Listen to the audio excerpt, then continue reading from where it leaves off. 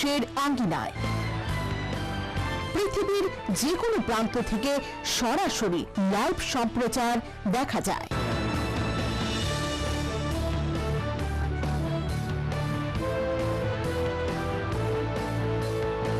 চলার পথে সময়ের সাথে মানুষের পাশে হেলাবোর। চলার পথে সময়ের সাথে মানুষের পাশে হেলাবোর।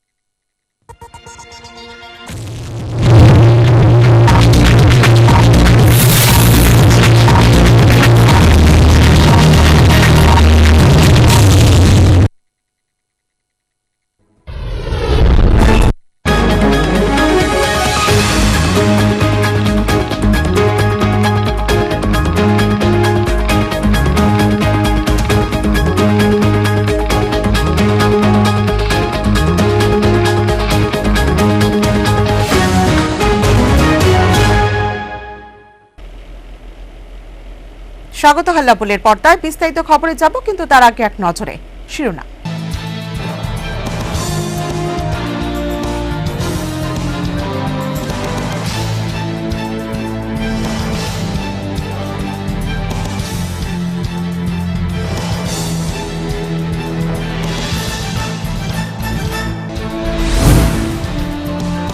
এডিসি নির্বাচন এবং এলাকা দখলের লক্ষ্যে তিক্ততা বৃদ্ধি। শাসক জোটের দুই শরিক আইপিএফটি বিজেপির মধ্যে খুমলুঙে বিজেপি জনসভায় সরকার থেকে আইপিএফটিকে ছাঁটাই প্রচন্ড হুমকি রেবতী কুমারের।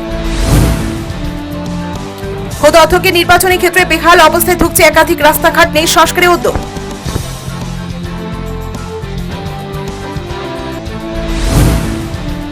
জমানো জঞ্জাল থেকে পথিগন্ধময় দুর্গন্ধ ছড়াচ্ছে আইজিএম হাসপাতালের প্রবেশদ্বারে, চরম ভোগান্তি রোগী এবং হাসপাতাল কর্মীদের।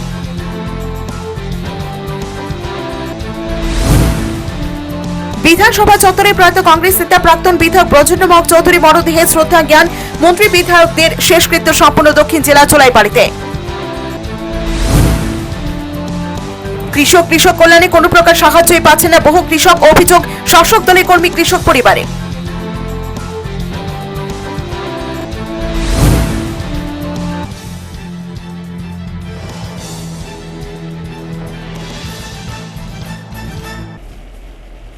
এখন বিস্তারিত। অ্যাডভোকেট ওয়েলফেয়ার ফান্ড রুলসের রূপরেখা এবং বর্তমান পরিস্থিতিতে শিক্ষা ক্ষেত্রে বিভিন্ন সমস্যা দূর করা সম্পর্কিত শিক্ষা দপ্তর আয়োজিত বৈঠকের আলোচ্য বিষয় নিয়ে মুখ খুললেন শিক্ষামন্ত্রী রতনলাল নাথ। বৃহস্পতিবার মহাকরণে আয়োজিত সাংবাদিক সম্মেলনে রাজ্যের করোনা পরিস্থিতি নিয়েও কথা বলেন তিনি।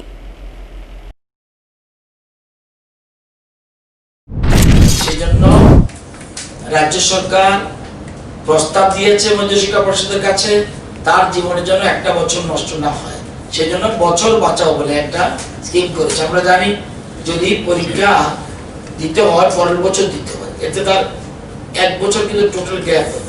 সেজন্য আমরা ওই সাপ্লিমেন্টারি বা কমপ্লিমেন্টারি এই জিনিসটা রাখছি না, এবার বছর বাঁচাও।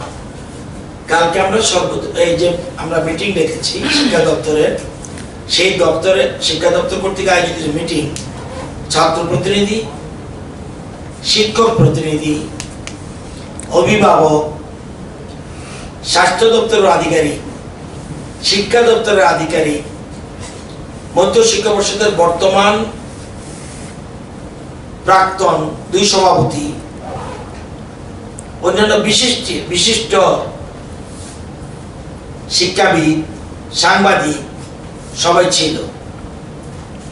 কেউ কিন্তু এটা সঠিক ব্যাখ্যা দেওয়া হয়নি, শুধু বলেছে মধ্যশিক্ষা পর্ষদ অন্যান্য বোর্ড বিশেষ করে সিবিএসই দেখে তারা প্রয়োজনীয় সিদ্ধান্ত নিয়ে দরকার হলে আমরা একটা ছোট্ট কমিটি, আমরা যেহেতু একটু নিজের মধ্যে আলোচনা করে নিয়েছি, কমিটি করে দরকার হলে যদি মনে করে তাদের সাথে আলোচনা করে, কারণ মনে রাখতে হবে মধ্যশিক্ষা পর্ষদ অটোনমি বডি। যেহেতু আমরা করোনার এই বিষয়টার জন্য আমরা না, সারা বিশ্বের কেউ তৈরি ছিল না, সুতরাং এই নতুন পরিস্থিতিতে আমরা অবস্থা বুঝে ব্যবস্থা গ্রহণ করব। আজকে কোভিডের লেটেস্ট রিপোর্ট স্টেটেরটা আপনাদের দেশ এবং ওয়ার্ল্ডেরটা আপনারা জানেন। এখন ফ্যাসিলিটি কোয়ারেন্টাইন রয়েছে 325, হোম কোয়ারেন্টাইনে রয়েছে 4794, স্যাম্পল এখন পর্যন্ত collection 68,486,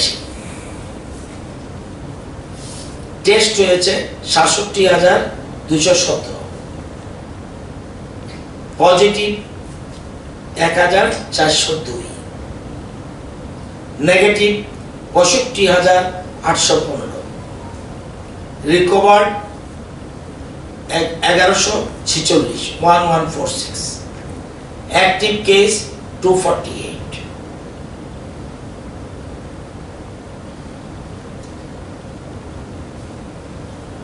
positivity rate 2.09,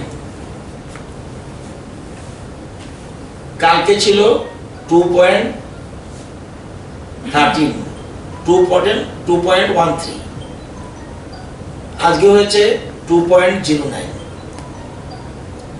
recovery rate 82, বেড়ে গেছে, কালকে ছিল 78, আজকে হলো 82। Bureau report, হাল্লাবোল।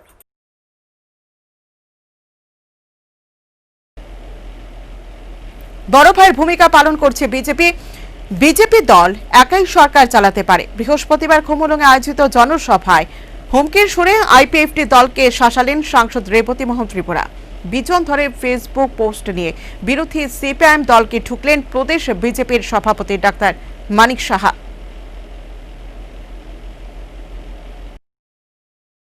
একটা কথা আরো আমি পরিষ্কার বলতে চাই, আমরা কিন্তু বড় ভাইয়ের ভূমিকা পালন করে চলেছি। আমরা আমাদের দায়িত্ব বুঝি। কেউ যদি মনে করে ছোট ভাই হয়ে যে বিজেপি দুর্বল, 36 জন আমাদের এমএলএ আছে, কোন দল ছাড়াই আমরা কিন্তু ত্রিপুরা রাজ্যে 5 বছর ক্ষমতায় থাকতে পারি। আর কেউ যদি মনে করে পিস্তল দেখিয়ে আমাদেরকে বিজেপির কাজকর্ম রূপে এই খুমুলুঙে, আজকের পর থেকে আমি তাদেরকে চ্যালেঞ্জ ছুড়ে দিলাম। আমি রেবতী ত্রিপুরা বারবার আসবো, আমাদের দল আসবে। আমরা ত্রিপুরা রাজ্যে এই যে বিশেষ করে এডিসিতে আমরা ভালো কাজ করতে চাই, জনজাতিদের জন্য আমরা কিছু করতে চাই। জনজাতির পক্ষে এমনভাবে গঠনমূলক কোন জায়গায় যদি কলেজ না থাকে, কলেজের জন্য আমরা দাবি করতে পারি। সেখানে যদি শিক্ষক না থাকে, শিক্ষকের জন্য আন্দোলন করুন, সেটা গণতান্ত্রিক আন্দোলন। আমাদের পানীয় জলের জন্য, আমাদের স্বাস্থ্য পরিষেবার জন্য, আমাদের যোগাযোগ যে টেলিকমিউনিকেশন ইত্যাদি বিভিন্ন যে আমাদের যে প্রাথমিক উন্নয়নের জন্য যে পরিকাঠামো, তাহা উন্নয়নের জন্য আপনারা গঠনমূলক ভূমিকা নিন, আমরা তাকে স্বাগত জানাই। কিন্তু পিস্তল লুচিয়ে ওই দাদাগিরি করে আমরা আর কত সহ্য করব? অনেক সহ্য করেছি। তার জন্যই এখন যারা আমাদের দলে আসতে চায় তাদেরকে আমরা ওয়েলকাম করব।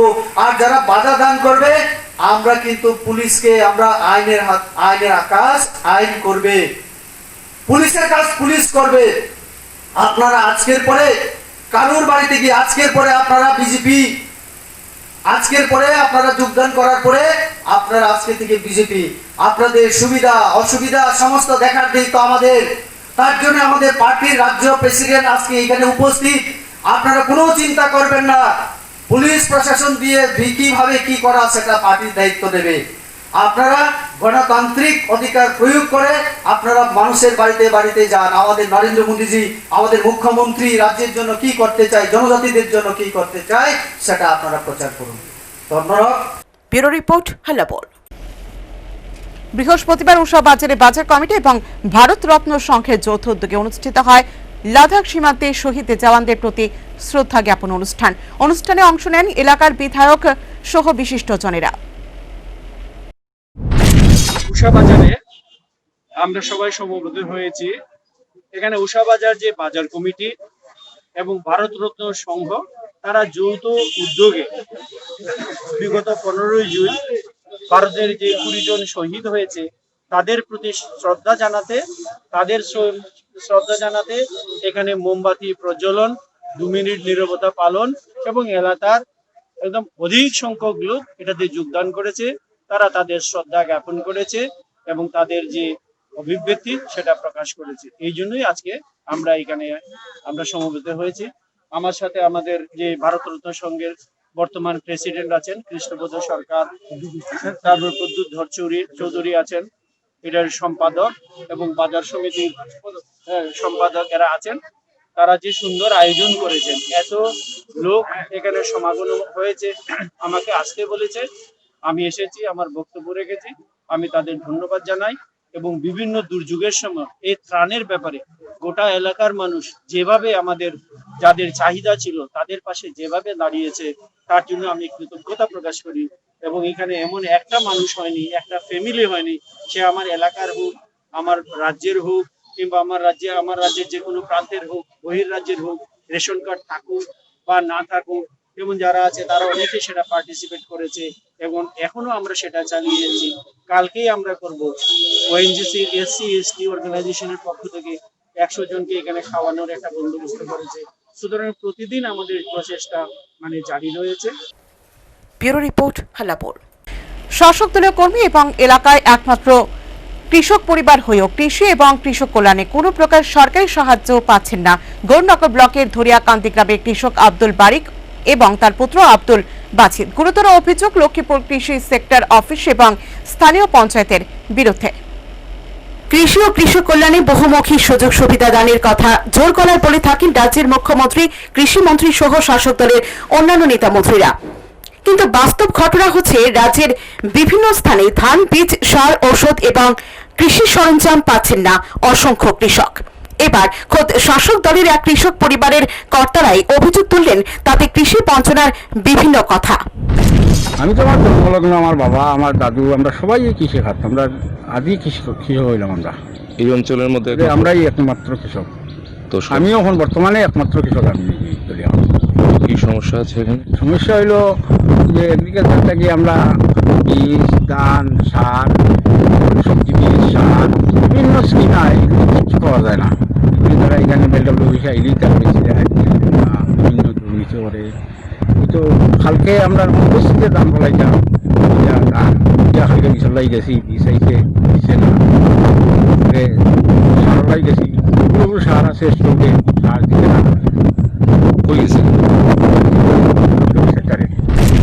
এদিকে শুধু ধুলিয়াকান্দির কৃষক আব্দুল বারিক বা তার পুত্র আব্দুল বাছিদ নন, সরকারি অবহেলায় রাজ্যের বহু কৃষকের ভাগে জুটছে না উন্নত মানের কৃষি বীজ, সার, ওষুধ, কৃষি সরঞ্জাম সহ বিভিন্ন সুযোগ সুবিধা। ফলে কৃষি কাজে উৎসাহ হারাচ্ছেন বহু কৃষক। কৃষিতে স্বয়ংভরতার স্বপ্ন কিছুতেই সম্ভব নয় এই পরিস্থিতিতে। Bureau report, Halapur. জোট সরকার শরিক দলের IPFTর আক্রমণে লন্ডভন্ড বিজেপি দলের খুমলুংস্থিত অস্থায়ী পার্টি অফিস। বৃহস্পতিবার সেই বিধ্বস্ত দলীয় অফিস পরিদর্শন করেন প্রদেশ বিজেপি সভাপতি মানিক সাহা এবং সাংসদ রেবতী কুমার ত্রিপুরা। এডিসিতে তীব্র গোষ্ঠীকন্দল শাসক দলের দুই শরিক বিজেপি এবং IPFTর মধ্যে। এডিসি ক্ষমতা দখলের লক্ষ্যে রণং দেহি ভাব জোট সরকারের দুই শরিকের মধ্যে। বুধবার খুমলুঙে IPFT কর্মীরা ঘুরিয়ে দিল বিজেপি দলের অস্থায়ী পার্টি অফিস। বৃহস্পতিবার দলীয় কর্মীদের মনোবল ধরে রাখতে ঘটনাস্থল পরিদর্শনে যান সাংসদ রেবতী কুমার ত্রিপুরা এবং প্রদেশ বিজেপি সভাপতি মানিক সাহা। কথা বলেন স্থানীয় বিজেপি দলের কর্মীদের সঙ্গে। বর্তমানে প্রচুর সংখ্যক নিরাপত্তা কর্মী মোতায়েন করা হয়েছে সেখানে। এদিকে নিরাপত্তা রক্ষীদের সামনে হাতে লাঠি নিয়ে ঘোরাফেরা করছেন বিজেপি দলের কর্মীরা। থমথমে পরিস্থিতি খুমলুং জুড়ে। Bureau report, হালাপুর। বার্ধক্যজনিত রোগের কারণে বহিরাজ্যে চিকিৎসা অবস্থায় শেষ নিঃশ্বাস ত্যাগ করলেন দক্ষিণ জেলার জনপ্রিয় কংগ্রেস নেতা জোলাইবাড়ির প্রাক্তন বিধায়ক ব্রজেন্দ্র বক চৌধুরী। বৃহস্পতিবার তার কফিনবন্দি মৃতদেহ নিয়ে আসা হয় রাজ্য বিধানসভার চত্বরে। সেখানে শেষ শ্রদ্ধা জ্ঞাপন করেন বিধানসভার সদস্যরা। চলে গেলেন দক্ষিণ জেলার জনপ্রিয় কংগ্রেস নেতা তথা জোলাইবাড়ি কেন্দ্রের প্রাক্তন বিধায়ক ব্রজেন্দ্র মক ত্রিপুরা। বার্ধক্যজনিত কারণে বিভিন্ন রোগে ভুগছিলেন তিনি। বহিরাজ্যে চিকিৎসাধীন অবস্থায় শেষ নিঃশ্বাস ত্যাগ করেন তিনি। বৃহস্পতিবার প্রয়াত কংগ্রেস নেতার মরদেহ নিয়ে আসা হয় রাজ্য বিধানসভার চত্বরে। সেখানে প্রাক্তন বিধায়কের মরদেহে শ্রদ্ধার্ঘ্য নিবেদন করেন অধ্যক্ষ রেবতী মোহন দাস, শিক্ষামন্ত্রী রতনলাল নাথ, বিধায়ক সুদীপ রায় বর্মন, আশিস কুমার সাহা, রতন চক্রবর্তী, মুখ্য সচেতক কল্যাণী রায় সহ বিধানসভার কর্মচারীরা। প্রাক্তন বিধায়ক ব্রজেন্দ্র মগ চৌধুরীর মৃত্যুতে গভীর শোক ব্যক্ত করেন শিক্ষামন্ত্রী রতনলাল নাথ। ব্রজেন্দ্র মগ চৌধুরীর মৃত্যুতে আমি গভীর শোক বেদনা প্রকাশ করছি এবং পরিবার পরিজনের প্রতি সমবেদনা জানাচ্ছি। সবচেয়ে বড় কথা হলো ব্রজেন্দ্র মগ ছিলেন সদা হাস্যময়। উনি সবসময় যখন রাগও হতেন হেসেই রাগ দেখাতেন। এই যে ব্যতিক্রমী মানুষ এবং ওই এলাকার মানুষ একটা ভালো মানুষকে হারালো, এটি হলো আমার বক্তব্য এবং আমি আশা করব আপনার সদ্গতি হোক। আমি এদিকে প্রয়াত কংগ্রেস বিধায়কের মরদেহ প্রদেশ কংগ্রেস ভবন হয়ে নিয়ে যাওয়া হবে জুলাই বাড়িতে। সেখানে নিজ বাড়িতেই সৎকার করা হবে ব্রজেন্দ্র মগ ত্রিপুরার মৃতদেহ। Bureau report, Hallapur. বিশ্ব ক্রীড়া সাংবাদিক দিবস উপলক্ষে রাজ্যে ক্রীড়ামন্ত্রী সহ বিশিষ্ট ক্রীড়াবিদ এবং কর্মকর্তাদের সংবর্ধিত করলেন ত্রিপুরা স্পোর্টস জার্নালিস্ট ক্লাবের কর্মকর্তাগণ। এছাড়া করোনার কারণে বিশেষ কোনো কর্মসূচি নেয়নি ক্রীড়া সাংবাদিকদের সংগঠনটি। বিশ্ব ক্রীড়া সাংবাদিক দিবস আজকের এই দিনে আমরা এ রাজ্যে যেহেতু কোনো অনুষ্ঠান করতে পারছি না করোনাকালের জন্যে, তো আমাদের ত্রিপুরা স্পোর্টস জার্নালিস্ট ক্লাবের লক্ষ্য ছিল এ রাজ্যে যারা সেলিব্রিটি রয়েছেন ক্রীড়াক্ষেত্রে তাদেরকে আমরা সম্বর্ধনা দেব। আমরা সবার বাড়িতে গিয়ে স্মারক এবং পুষ্পস্তবক দিয়ে এসেছি। তার মধ্যে রয়েছেন রাজ্যের ক্রীড়ামন্ত্রী মনোজ কান্তি দেব, রয়েছেন ক্রীড়া অধিকর্তা শরদিন্দু চৌধুরী, সেই সঙ্গে ত্রিপুরা ক্রীড়া পর্ষদের সচিব অমিত রক্ষিত, এছাড়া এ রাজ্যের দ্রোণাচার্য কোচ বিশেষণ নন্দী, রয়েছেন অলিম্পিয়ান অর্জুন জিমন্যাস্ট দীপা কর্মকার, আন্তর্জাতিক দাবা খেলোয়াড় অর্ষিয়া দাস। থাকেন, সুস্থ থাকেন প্রত্যেকে, সেই বার্তা আমরা দিয়েছি। Bureau report, Hallapur. মারণ ভাইরাস কোভিড-19 কারণে এবং লকডাউনের ফলে বন্ধ রাজ্যে প্রত্যেকটি জিম। দীর্ঘদিন ধরে জিম বন্ধ থাকার ফলে ক্ষতিগ্রস্ত হচ্ছেন জিমের মালিক, কর্মচারী সহ শরীর চর্চায় যুক্ত বিভিন্ন জনেরা। বৃহস্পতিবার আগরতলায় আয়োজিত এক সাংবাদিক সম্মেলনে অতি সত্বর জিম খোলার জন্য রাজ্য সরকারের নিকট দাবি জানিয়েছেন জিম মালিকদের সংগঠন। ত্রিপুরা রাজ্যের জিমের ওনার, ট্রেনার, ফিটনেস ইন্ডাস্ট্রির সঙ্গে যারা যুক্ত আছে ওদের পক্ষ থেকে আজকে এই মেসেজটা সরকারকে দিতে চাইছি যে আমরা গত 4 মাস ধরে আমাদের বিজনেসটা টোটালি বন্ধ। এখন আমাদের কাছে আর কোনো উপায় নেই। আমাদের কথাটা যাতে সরকার শুনে আমাদের জিমগুলো যাতে একটা স্ট্যান্ডার্ড অপারেটিং প্রসিজার দিয়ে খুলে দেওয়া হয়, কারণ গত 4 মাস ধরে আমাদের জিমটা বন্ধ। আর আমাদের লেটার দিয়েছি, আমরা ডিএমকে লেটার দিয়েছি, সিএমকে লেটার দিয়েছি। তা এখন হয়তো ওরা কোভিড-19 যে প্যান্ডেমিকটা চলছে তার জন্য ওরা হয়তো খুব ব্যস্ত, আমাদের রেসপন্স করতে পারেনি। কিন্তু এখন যেহেতু 4 মাস হয়ে গেছে আমাদের খুবই কষ্ট হচ্ছে। এখন চিঠিটা কবে দিয়েছিলেন? আমরা চিঠিটা দিয়েছি তো মে মাসে দিয়েছি। রেসপন্স এখন আসেনি? না, এখনো কোনো রেসপন্স আসেনি। Bureau report, হাল্লাপুর। অতিগন্ধময় দুর্গন্ধ ছড়াচ্ছে আইজিএম হাসপাতালের প্রবেশদ্বারে। নাভিশ্বাস চিকিৎসা পরিষেবা নিতে আসা রোগী সহ হাসপাতাল কর্মীদের। করোনা তাণ্ডবে উবে গেছে তথাকথিত স্বচ্ছ ভারত অভিযান কর্মসূচি। 2 ফুট রাস্তা ঝাড় দিয়ে শাসক দলীয় নেতা কর্মীদের আর দেখা যায় না ক্যামেরার সামনে দাঁড়াতে। এদিকে স্মার্ট সিটি আগরতলা জুড়ে জমাকৃত আবর্জনার থেকে দুর্গন্ধ ছড়ানোর সেই ট্রেডিশন আজও চলছে সমান তালে। উল্টে আসার উপক্রম রাজধানীর বিভিন্ন স্থানের পথ চলতি মানুষের। এমনকি আইজিএম হাসপাতালের প্রবেশদ্বারেও ঘণ্টার পর ঘণ্টা জমে থাকছে বিভিন্ন আবর্জনা ও হাসপাতালের বর্জ্য পদার্থ।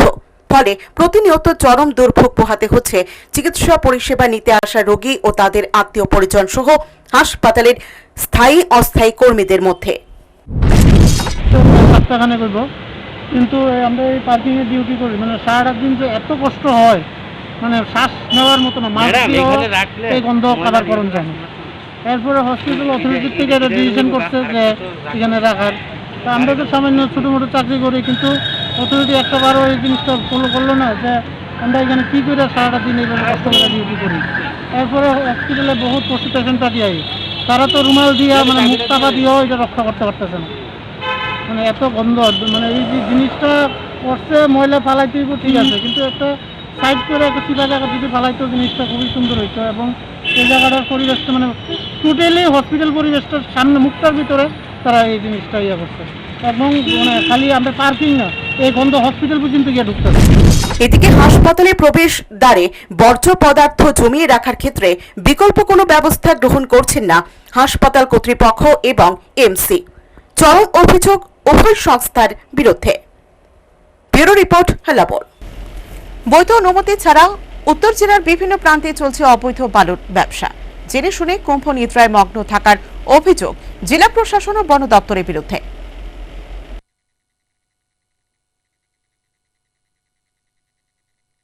বৈধ অনুমতি ছাড়া নদীর বক্ষ খালি করে উত্তর জেলার বিভিন্ন প্রান্তে প্রকাশ্যে চলছে বালির ব্যবসা। বালি মাফিয়াদের এই দৌরাত্ম্য বৃদ্ধি পেলেও কোনো প্রকার হেলদোল নেই জেলা প্রশাসন এবং বন দপ্তরের। এর মধ্যে ধর্মনগর মহকুমার কৃষ্ণপুর চারুপালা এলাকায় বালুর ব্যবসায়ীরা বিস্তীর্ণ এলাকা জুড়ে বালির স্টেক দিয়ে চালিয়ে যাচ্ছে বালির ব্যবসা। এ সম্পর্কে বালির ব্যবসায় জড়িত রূপক দেবনাথ জানিয়েছেন, জেলার বিভিন্ন এলাকা জুড়ে চলছে বালি উত্তোলনের কাজ এবং বালির ব্যবসা। এদিকে প্রভাবে প্রাকৃতিক সম্পদ লুটের ঘটনায় অবৈধ লেনদেনের অভিযোগ উঠছে জেলা প্রশাসন এবং বন দপ্তরের বিরুদ্ধে। Bureau report, Helabol. বেহাল অবস্থায় চলাচলে অযোগ্য হয়ে পড়েছে প্রতাপগড় বিধানসভা কেন্দ্রের আড়ালিয়ার বনকুমারী থেকে যোগেন্দ্রনগর আদর্শ কলোনি যাওয়ার একমাত্র রাস্তাটি। সংস্কারে কোনো উদ্যোগ নিচ্ছেন না শ্রেষ্ঠ ত্রিপুরার সরকার ও তার সংশ্লিষ্ট দপ্তর। চরম ক্ষোভ স্থানীয়দের মধ্যে। দীর্ঘ কয়েক বছর ধরে বেহাল অবস্থায় থাকছে রাজধানী আড়ালিয়ার বনকুমারী থেকে যোগেন্দ্রনগর আদর্শ কলোনি যাওয়ার একমাত্র রাস্তাটি। রাজ্যের বুকে নতুন সরকার প্রতিষ্ঠার পরও আজ পর্যন্ত সংস্কারে কোনো প্রকার উদ্যোগ নেওয়া হয়নি সেখানে। এই প্রসঙ্গে হতাশার সুরে গ্রামবাসীদের অভিযোগ হচ্ছে, গ্রামের দাম হবে 1 কোটি টাকা কানে, 1 কোটি টাকা কানে দিব, তাহলে তো সহার লোক না। এই রাস্তাটা কতদিন ধরে সমস্যাটা? আরে বহুদিন ধরে, আজকাল না, বহুদিন ধরে সমস্যা। রাস্তাটা আর পারি না। সিপি আমার লোক ছিলেন করে গেছে। সিপি আমরা দোষী না, কখনো তো দোষী না, কেউই দোষী না। তো এখন নতুন গভর্নমেন্ট আওয়ার পর কি সিদ্ধান্ত নিয়েছে বা আপনারা কি করছে? অনন্ত কোনো সিদ্ধান্ত নেয় না, ওই সাপ্লাই কত কোপাকুপি করে।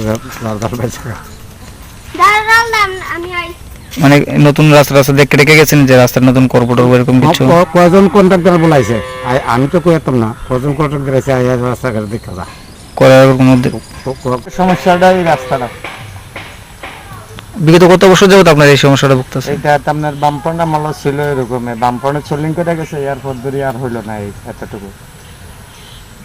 মানে এখন আপনাদের কি দাবি? পথ চলাচল করতে কিরকম অসুবিধা বা আপনাদের কি দাবি সরকারের কাছে? আমাদের দাবি তো ওই তো রাস্তাটা ঠিক হইলে মনে করেন চলাফেরার সুবিধা, আমাদের সুযোগ সুবিধা হয়। এটা ওই তো সামনের দিকে আপনার যে সাপ্লাই টাপ্লাই করতেছে দেখেন। এদিকে এলাকাবাসীরা চাইছেন রাস্তাটি উঁচু করে অতি সত্বর সংস্কার কাজ শুরু করুক রাজ্য সরকার। Bureau report, Helabol.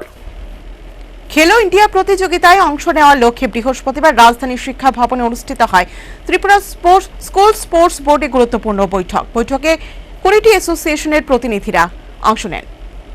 করোনা তাণ্ডবে স্তব্ধ খেলার মাঠ। ঠিক এই পরিস্থিতিতে খেলো ইন্ডিয়া ক্রীড়া প্রতিযোগিতায় অংশ নেওয়ার লক্ষ্যে বৃহস্পতিবার রাজধানীর শিক্ষা ভবনে অনুষ্ঠিত হয় রাজ্য স্কুল স্পোর্টস বোর্ডের গুরুত্বপূর্ণ বৈঠকে স্কুল স্পোর্টস বোর্ডের কর্মকর্তাগণ সহ 20টি ক্রীড়া সংস্থার প্রতিনিধিরা অংশ নেন। বৈঠকের মূল বিষয়বস্তু সম্পর্কে বলতে গিয়ে রাজ্য স্কুল স্পোর্টস বোর্ডের সচিব পাইমং মং জানিয়েছেন, গত বছর 5টি মডেল পেয়েছিল রাজ্য দল। আরো বেশি ইভেন্টে অংশগ্রহণ করে আরো বেশি মেডেল পাওয়ার লক্ষ্যে তাদের এই গুরুত্বপূর্ণ বৈঠক। অ্যাসোসিয়েশনকে নিয়ে, ডিসিপ্লিন অ্যাসোসিয়েশনকে নিয়ে আমরা এখানে মিটিংয়ে বসেছি, কারণ অ্যাডভান্স আমরা খেলো ইন্ডিয়া প্রিপারেশনের জন্য আমরা তৈরি হচ্ছি। যেই খেলো ইন্ডিয়া গত বছর আমরা 7টা ইভেন্টের মধ্যে আমরা গুয়াহাটিতে পার্টিসিপেট করেছিলাম এবং সেখানে আমরা 5টা মেডেল পেয়েছি। এবং আমরাও এই 20টা অ্যাসোসিয়েশন আমরা আমাদের কাজে ঝাঁপিয়ে পড়ব এবং যেভাবে হোক আমরা আমাদের পার্টিসিপেশনের সংখ্যা বাড়াবো, মেডেলের সংখ্যা বাড়াবো। সামাজিক দূরত্ব বজায় রেখে সম্পন্ন হয় বৈঠকটি। Bureau report, Helabol. করোনা তাণ্ডবে ক্ষতিগ্রস্ত বাংলাদেশের অর্থনৈতিক ব্যবস্থা। আয় কমেছে 60% অধিক মানুষের, চাকরি হারিয়েছেন অনেকে। করোনা পরিস্থিতিতে ঢাকা সহ বড় বড় শহর ছেড়ে গ্রামে ফিরে যাচ্ছেন বহু লোক। করোনার প্রভাবে বাংলাদেশের অর্থনৈতিক কর্মকাণ্ড একরকম স্থবির হয়ে পড়েছে। বিভিন্ন সংস্থার তথ্য মতে আয় কমেছে 60%-এরও বেশি মানুষের। কমেছে ভোগ ও বিনিয়োগ দুটি। এতে সবচেয়ে বেশি সংকটে পড়েছে দেশের মধ্যবিত্ত। এই শ্রেণীর অনেকে চাকরিচ্যুত হয়েছেন অথবা কমিয়ে দেওয়া হচ্ছে বেতন। অন্যান্য উৎস থেকেও কমে গেছে আয়। বিদ্যমান পরিস্থিতিতে সংসারিক খরচ কমাতে বাধ্য হচ্ছেন। অন্যদিকে নিম্ন আয়ের লোকজন সরকার ও বিত্তবানদের কাছ থেকে নানা ধরনের সাহায্য ও সহযোগিতা পেয়েছেন এবং এখনো তা অব্যাহত আছে। কিন্তু সামাজিক বাস্তবতার কারণে মধ্যবিত্তের পক্ষে সেটা নেওয়া যেমন সম্ভব নয়, তেমনি তাদের সহায়তা দেওয়ার ব্যাপারে কার্যকর অর্থে কোনো পক্ষই এগিয়ে আসছে না। বাধ্য হয়ে তাদের উল্লেখযোগ্য একটি অংশ ঢাকা শহর ছেড়ে গ্রামে চলে যাচ্ছেন। শুধু বাংলাদেশই নয়, প্রবাসে যারা কাজ করতেন তাদের বড় অংশ কাজ হারিয়ে বাংলাদেশে ফিরেছেন। এরাও বড় সংকটে পড়েছেন, অর্থাৎ করোনা ভাইরাসের আঘাতে রীতিমতো চিরে চাপটা মধ্যবিত্ত শ্রেণীর মানুষ। আপনারা কি ঢাকায় থাকতেন, ভাড়া থাকতেন ঢাকা, এখন কি মানে আপনি কি ঢাকা থাকতেন? জি, ঢাকা থাকতাম। এখন কি কোথায় যাচ্ছেন? দেশে যাচ্ছি। কেন, কারণ কি? এখানে কি করবো, বাড়িওয়ালা ডিস্টার্ব করে, মানে ভাড়ার টাকার জন্য চাপ দেয়, ঠিকমতো আয় রোজগারের মানে করা।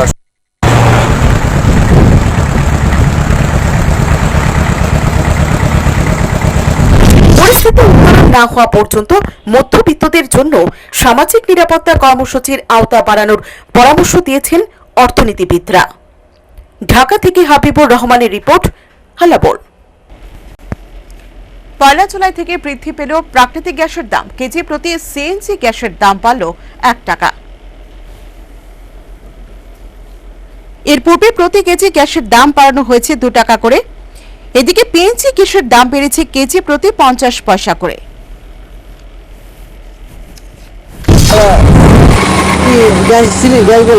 কত টাকা এখন রেট? আগে ছিল 50 টাকা, অনেক টাকা বাড়ছে 52 টাকা। কবে বাড়ছে এটা? তো অনেকদিন হয়েছে। কদিন হইব? মাস 1.5 মাস। কেমন অসুবিধা হয়েছে? অসুবিধা সবারই তো, আমারও তো সবারই তো, তেল পেট্রোল সবই বাড়তেছে। কেমন মানে আগে মাসে কত টাকা খরচ হতো তেলের পেট্রোল? আগে মাসে খরচ হতো 3000 টাকা, 4000 টাকা খরচ হয়। Bureau report, হালাবোল। লকডাউন শেষ হলেও ত্রাণের জন্য অসন্তোষ রয়েছে গ্রামীণ এলাকার বহু অসহায় দুস্থ পরিবারের মধ্যে। অর্থনৈতিক দুরবস্থার মধ্যে আত্মহত্যার পথও বেছে নিয়েছেন বহু কর্মহীন উপার্জনহীন মানুষ। ঠিক এই পরিস্থিতিতে সুনামুড়ার নতুন বাজার এবং সোনাপুর মহিলা মাদ্রাসা এলাকায় ত্রাণ বিতরণ করলেন জমিয়ত উলেমা হিন্দে কর্মকর্তাগণ।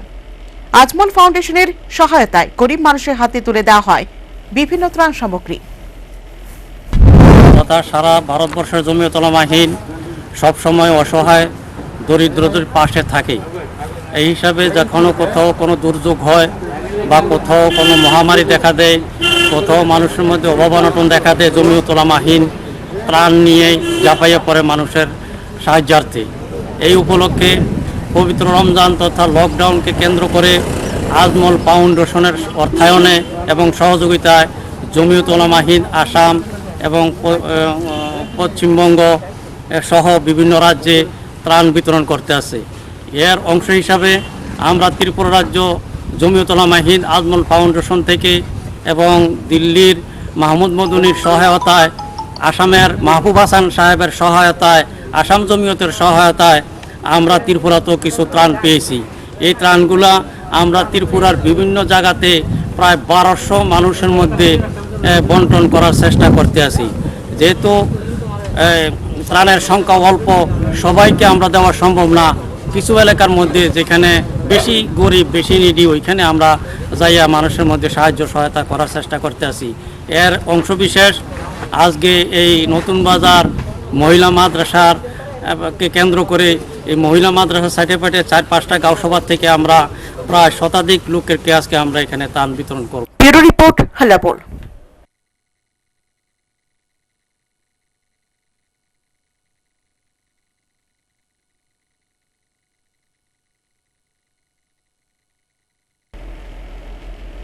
এখন এই পর্যন্তই। অন্যান্য নিউজ এবং আপডেটস দেখতে চোখ রাখুন হালাবোলের পর্দায়। নমস্কার।